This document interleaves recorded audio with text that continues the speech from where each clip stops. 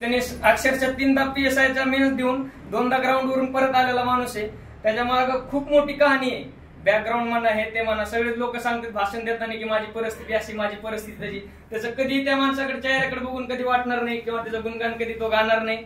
आणि दुसरं म्हणजे ह्या गोष्टी आवडताना थोडीशीच नाही म्हणजे ह्याच्यात ते जो आज सत्कार जे केलाय आपण हे सगळे आपल्या दत्ता भावानी मी त्याला स्वतःहून पुढाकार घेऊन हे करून त्याला बळ म्हणजे फोर्स करून इथपर्यंत आणलंय. त्याला अशा गोष्टी दिखावायची आवड नाहीये.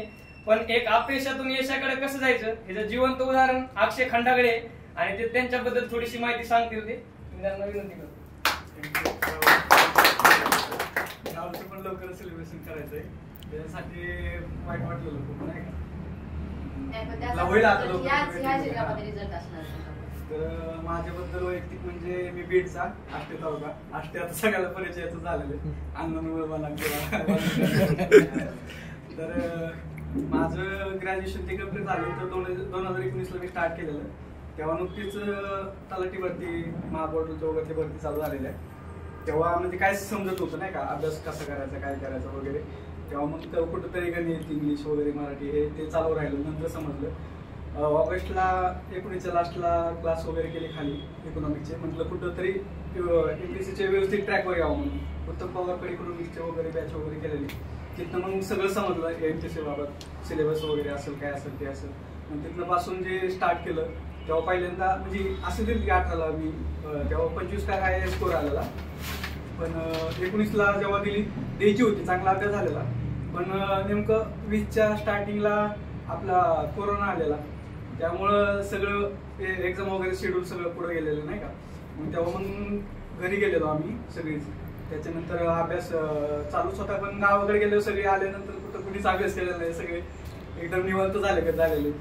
त्याच्यानंतर जेव्हा एक्झाम आली 1.5 वर्षांनी तेव्हा दिलेली तेव्हा थोडक्यात म्हणजे 40च्या आसपास काही स्कोर आलेला. मला वाटतं मी PSIचं कमी लागलेलं तेव्हा 42. हा त्यामध्ये उठलेलं नाही का. मग त्याच्या पुढे वगैरे दिले एक्झाम वगैरे मग मेन्स वगैरे होते 22ला त्याला बाहेर पडलो मी.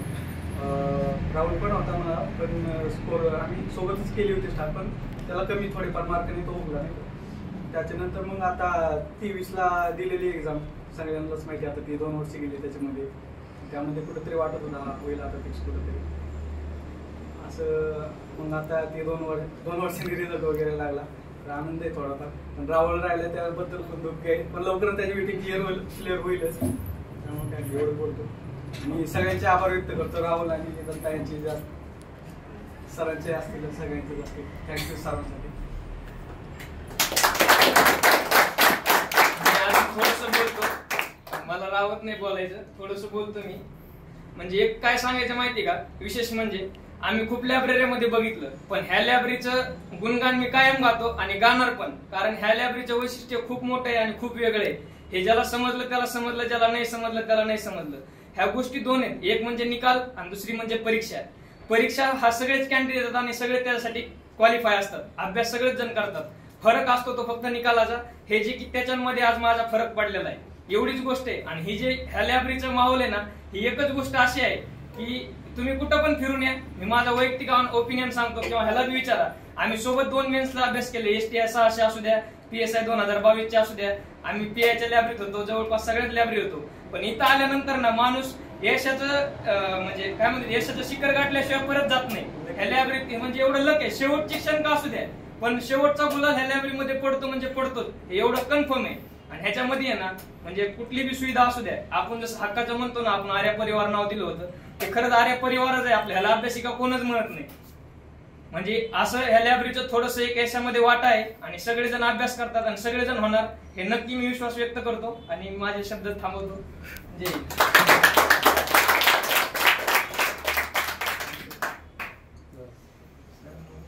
सरांना सांगतो सरांना विनंती करतो की अक्षय खंडागळे बद्दल थोड्या कालामध्ये आलेला तुमचा अनुभव व्यक्त करावा. कोणाची मन दुखावले असतील तर माझ्याकडनं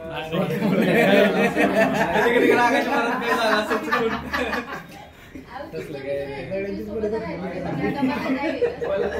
आर्या परिवाराचं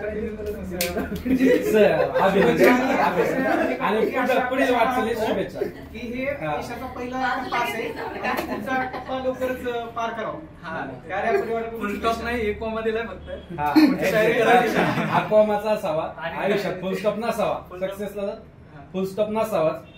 जितकं वरती जाता येईल तितकं, त्यासाठी तुम्हाला शुभेच्छा. थँक्यू सर्वांचे एकदा.